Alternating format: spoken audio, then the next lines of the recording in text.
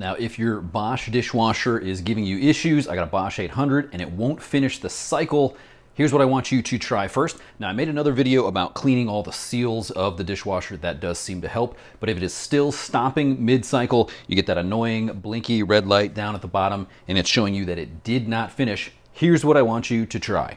So I got my soap in, I'm ready to start my cycle on. I hit start, and then rather than just close it, I put my hip into it and I hold it for about 5 seconds. 1, 2, 3, 4, you get the point, okay?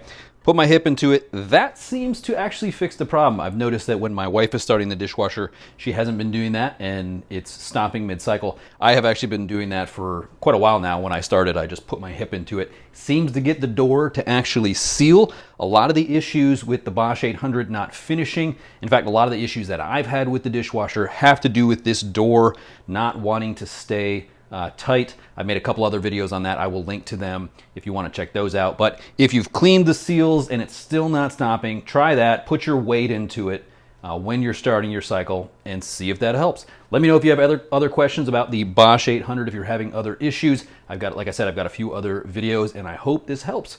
This is Jason for Poodle Dad. I'll catch you in the next one.